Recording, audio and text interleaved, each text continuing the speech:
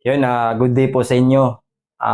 Meron po tayo ditong 108 setter with 50 hatcher.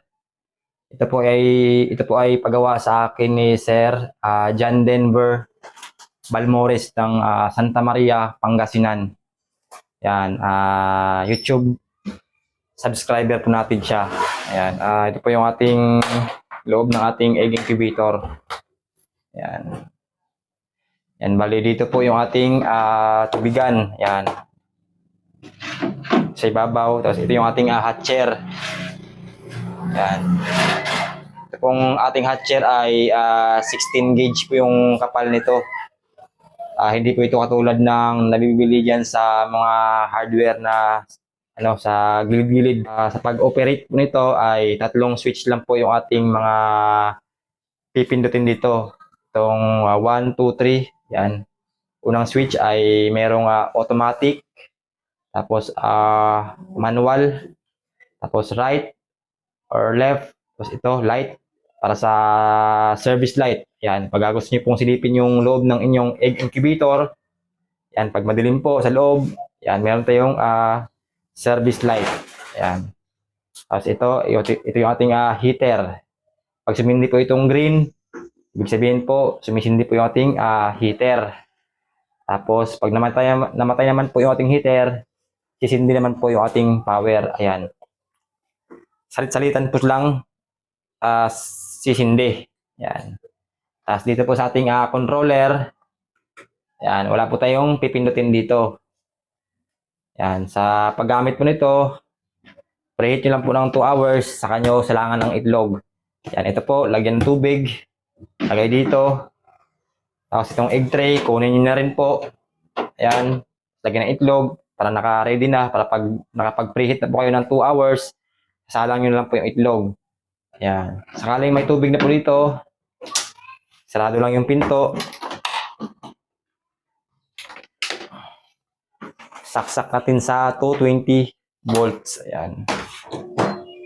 Ayan, umandar na po. Itong unang switch, ayan, automatic. Pag naka-automatic po siya, automatic po siyang tutumba sa right side or left side.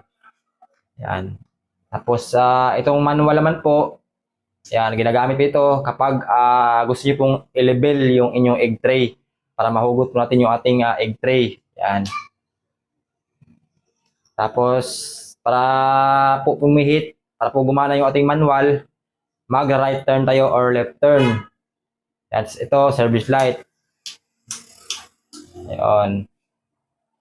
Ito po, naka-automatic turn. Nakatagilid siya dyan. Para po lumibil po yan, switch on lang po natin yung manual. Tapos, mag-right turn tayo or left turn. Ayun. Yung gitna po nito, off. Ayan. Pag lumibil na po, ayun, gitna lang natin itong switch natin. Ayan. Right, left. Ayan, ganun lang po yung silbi ng ating left or right turn at manual turn. Ayan, preheat natin ng 2 hours. Pag nakapag-preheat na po kayo ng 2 hours, ayan, ilalagay nyo na yung pong itlog dito. Ayan, pag may itlog na po yan dyan, sarado.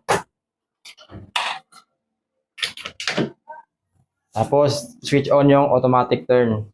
18 days ng gabi or 19 ng umaga, baba sa hatcher yung itlog. Yan. Ito po yung ating hatcher. Yan.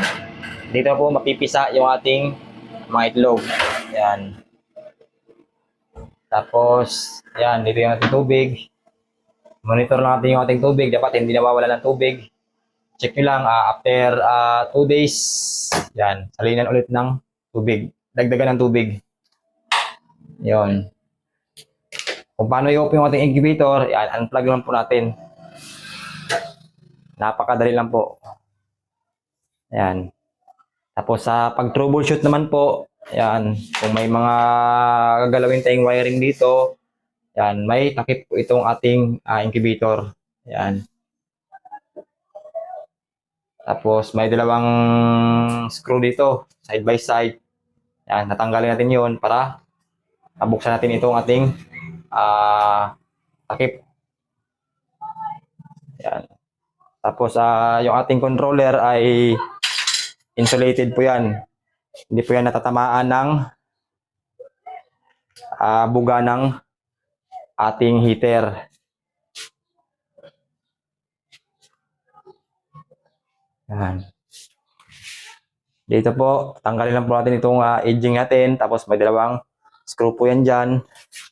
Side by side. Tapos, matatanggal na po ito. Ayan.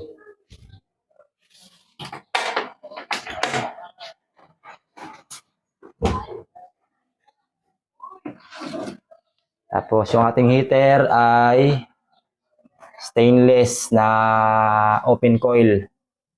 Ayan. Ang ating controller ay safe po yan. Hindi natatamaan ng buga ng ating heater. Yan. Tapos naka chain drive. Yun, papalusin natin ito mga ka-DIY. At para bukas, dadrop natin sa Victory Liner. Yan. Ito po ay papuntang Carmen, Pangasinan.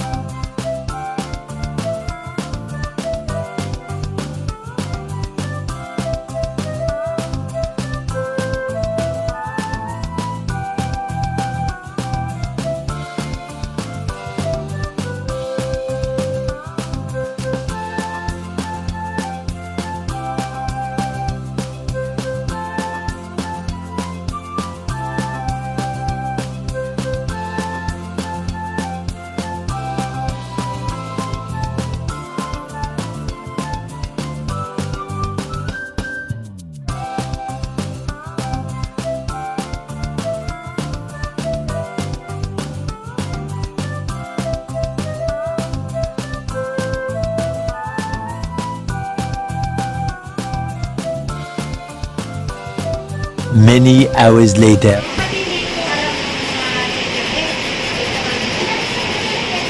Babayad na tayo.